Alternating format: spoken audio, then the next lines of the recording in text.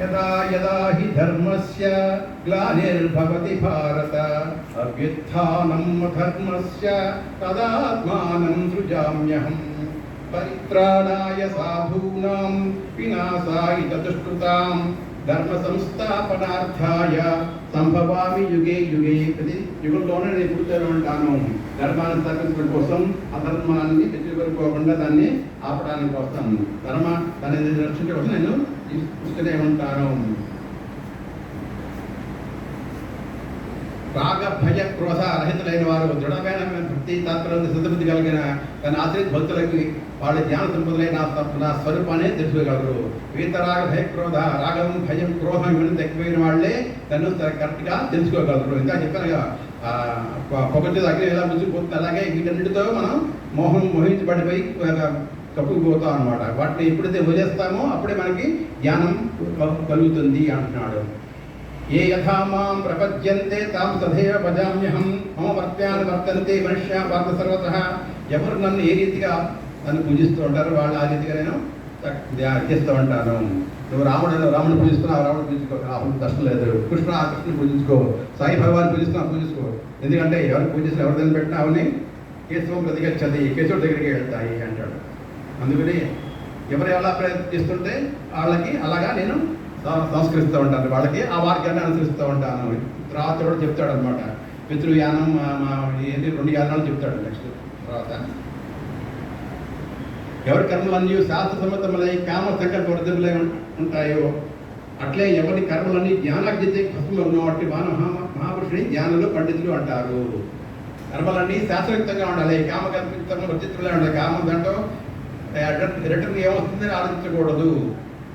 జ్ఞానాగ్నిత కప్పబడే భస్మ అవ్వాలి. అందుకని అలాంటి మహాపురుషునే జ్ఞానులు అని పండితులు అని అంటారు, వాళ్ళని అంటారు అని చెప్తున్నాడు. బ్రహ్మార్పణం బ్రహ్మహవిః బ్రహ్మాగ్నో బ్రహ్మణాహుతం బ్రహ్మైవ తేన గంతవ్యం బ్రహ్మకర్మ సమాధినా. వ్యక్తికరణందు ఉపభక్త శృవాదే సాధనాలు బ్రహ్మము, ఓం చేయబడు ద్రవ్యము బ్రహ్మము, అంతా బ్రహ్మమే. ఎప్పుడైతే ఆ దృష్టి వస్తుందో అంతా అగ్ని బ్రహ్మం, యజ్ఞం నాశించబడే బ్రహ్మం, అవనక్రియ బ్రహ్మం. ఎప్పుడైతే ఆ బ్రహ్మస్థితి గనక మనం చూడగలుగుతామో అప్పుడు అద్వైతం యొక్క ఇది వ్యాప్తి జరుగుతుంది. అప్పుడు ద్వైతంతో సంబంధం లేదు. అన్ని చోట్ల దీని మీద ఒక జోక్ చెప్తారన్నమాట. వ్యాస భగవానుడు తన కొడుక్కి శుకుడికి చక్కగా అన్ని వేదాలు నేర్పిన తర్వాత చివరికి ఏం చేస్తాడంటే ఇంకా అతన్ని తనకి మహారాజు దగ్గరికి పంపించాడు. ఇంకా వేదాధ్యయనం చేయాలి, ఆ దగ్గర తెలుసుకోవడం. అక్కడ వెళ్ళేసరికి వేదాధ్యయనం వెళ్ళేసరికి గేట్ దగ్గర అతను ఆపేశాడు. నువ్వు ఎవరంటే ఏదో చెప్పాడు, పేరు చెప్పాడు అని నాకు కూర్చోమన్నాడు. 3 రోజులు అయిపోయింది, 4 రోజులు అయిపోయింది, ఏం మాట్లాడట్లా. దానికి మహారాజు వస్తున్నాడు చూస్తున్నాడు, ఏం మాట్లాడట్లా. 4 రోజులు పిలిచాడు. నేను పరీక్ష చేద్దామని పిలిచాడని చెప్పేసి అన్నట్ట. నీకు ఎంత ఓపిక ఉంది. వ్యాస భగవానుడి కొడుకు శుకుడికి 3 రోజులు బయటికి పిలిచాడు అనమాట. ఆ ఓపిక ఉందా లేదా నీకు తెలుసుకుందామని చేశానని చెప్పేసి అప్పుడు వెళ్ళి అతనికి చెప్పాడు. చెప్పిన తర్వాత అక్కడి నుంచి అయిపోయింది, అంత అధ్యయనం అయిపోయింది. వెనక్కి వచ్చాడు వ్యాస దగ్గర అని. అయితే నీకు పెళ్లి చేస్తాను రా, అది ఇదని చెప్పాడు. నా పెళ్ళక్క లేకపోతే తపస్సు చేసుకుంటా, దానికి పర్మిట్ ఇవ్వండి. ఆ పేరు లేదు రాములు గారు, నేను తపస్సు చేసుకుంటాను, నా పెళ్ళక్క లేవక్కల అని చెప్పేసి వెళ్ళిపోతాడు. ఆయన వెళ్ళిపోతుంటే ఈ పుత్ర ప్రేమతో వ్యాసుడు అడ్డుపడతాడు. ముందు శుకుడు బ్రహ్మ వెళ్తూ ఉంటాడు, వెనకాల వ్యాసుడు సుఖ పుత్ర అని రాస్తూ ఉంటారు. పక్కన చెట్లు గిట్లు అది కూడా సపోర్ట్ చేస్తూ ఉంటాయి అనమాట. ఏమిటని అవి సుఖ అని రాస్తూ ఉంటాయి. ఒక ద్వారా వెళ్ళేసరికి ఒక చోట ఒక నది ఉంటుంది. అది నది ప్రవాహం దగ్గర కొంతమంది గంధర్వ స్త్రీలు లగ్నంగా స్నానం చేస్తున్నారు. శుకుడు పక్కన వెళ్ళిపోయారు, వాళ్ళు ఏం మాట్లాడాల చేసుకుంటూ ఉన్నారు. అలా వెనకాల వ్యాసభావాలు వచ్చేసరికి వాళ్ళు గౌరవ చెట్ల దాన్ని పరిగెత్తి బట్టలు వేసుకుంటూ ఉంటారు. అప్పుడు వ్యాసభావాలు అడిగారు, ఏంటి దిగుతుంది నా కొడుకు నా కళ్ళ ముందే వెళ్తున్నాడు కదా, వాడిని చూడగానే మీరేం సిగ్గుపడలేదు, ఏం లేదు, నన్ను చూడగానే ఏంటి సిగ్గుపడుతున్నారు, బట్టలు వేసుకుంటారు. బాబు ఆయన బ్రహ్మజ్ఞాని, ఆయన మాలో బ్రహ్మను చూస్తాడు, ఆడవాళ్ళని చూడడం, నీకు అంత సీన్ లేదు కాబట్టి అని అలా చేసే ప్రయత్నం. అందుకని అంటే ఆ బ్రహ్మజ్ఞానం తెలిస్తే ఏంటంటే అప్పుడు ద్వైతం సంబంధం లేదనమాట. ఆ బ్రహ్మజ్ఞానాన్ని మనం సంపాదించగలగాలి. దాని గురించి ఎంతో తపస్సు చేయాలి, సాధన చేయాలి, అది చేయాలి. అందుకోసం చెప్పడం.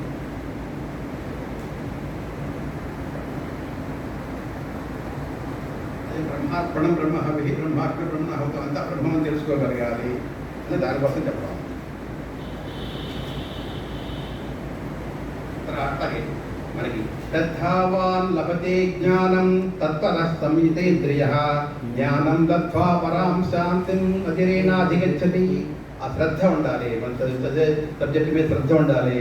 అంతేగాని ఉక్కుబట్టిన పరీక్షల కోసం రాసినట్టు లాభం లేదు. ఆ శ్రద్ధ ఉన్నవాడికే జితేంద్రుడు, సాధన పరాయణుడు, శ్రద్ధాళుడైన మనకు ఆ భగవత్ జ్ఞానం అర్థం కావాలంటే ముందు ఆ శ్రద్ధ కావాలి. ఆ జ్ఞానం కలిగిన వెంటనే అతడు భగవతత్వరూపమైన పరమశాంతిని పొందుతాడు. ఆ శ్రద్ధ లేకుండా ఏ పని మనం చేయలేము అని చెప్తున్నాడు. పంచమోధ్యాయం. సన్యాస కర్మయోగశ్చ నిశ్రేయ సకరాభౌ తయో కర్మ సన్యాస కర్మయోగం విశిష్టతే. కర్మ సన్యాసము కర్మయోగం అనేవి రెండు పరమ కళ్యాణదాయకాలే. రెండిట్లో కర్మ సన్యాసం కంటేనే కర్మయోగం నిష్కామ కర్మ అది చేయాలి అని చెప్తున్నాడు అన్నమాట. ఈ కర్మ సన్యాసంలో అది చెప్తున్నాడు. కర్మలన్నింటినీ భగవతాత్మను కనిపించి ఆసక్తిరహితంగా కర్మను ఆచరించి వారిని తామరాకుపై నీటి బంధువుల వలె పాపాలు అంటారు. అది ఇక్కడ బ్రహ్మణ్యాధ్యాయ కర్మాణి సంఘం త్యక్త్వా కరోతి యః లిప్యతేన స పాపేన పద్మపత్రమివాంభస. పద్మపత్రం నీళ్ళలో ఉంటుంది. తామరాకు మీద నీటి బంధువులాగా మనం ఉండాలంటాడు అన్నమాట. తామరాకు నీటిలో ఉంటుంది, బురదలా ఉంటుంది. దాని మీద నీటి బంధువు ఎలా ఉంటుంది, అలా కదులుతూ ఉంటుంది అనమాట. అలాగే మనం కూడా అలా ఉండగలగాలి. తామరాకు మీద నీటి బంధువులాగా ఉండాలి. నేను నాది, నా వాళ్ళు, నా పిల్లలు, నా బంధువులు, అందుకంటే ఎంతసేపు దాని మీద తాపత్రయపడుతూ కూర్చుని లాభం లేదు. సంసారంలో ఉంటూ ఆ భగవంతుడు ఆ తామరాకులో నీటి పొట్టులాగా మనం కూడా వ్యవహరించాలి అని చెప్తున్నాడు అండి.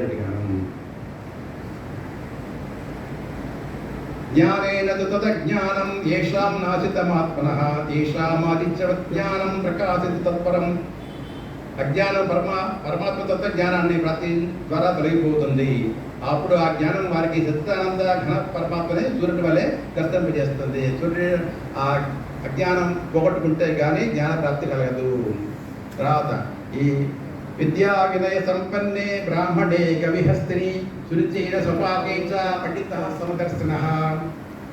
జ్ఞానులైన వారు, పండితులైన వారు, ఒక చదువుకున్న విద్యాసంపన్న బ్రాహ్మణుని కానీ ఆవు, ఏనుగు, కుక్క, స్వర్గ మాంసం తినేవాడు చండాలైనా సరే వీళ్ళందరినీ కూడా ఒకే దృష్టితో చూస్తారు. ఎందుకంటే వాడు పండితులైన వాడు వీళ్ళందరిలోనూ ఆ భగవతత్వాన్ని చూస్తాడు, బ్రహ్మాన్ని చూస్తూ ఉంటాడు. కాబట్టి అందరూ సమానమే ఉంటారు.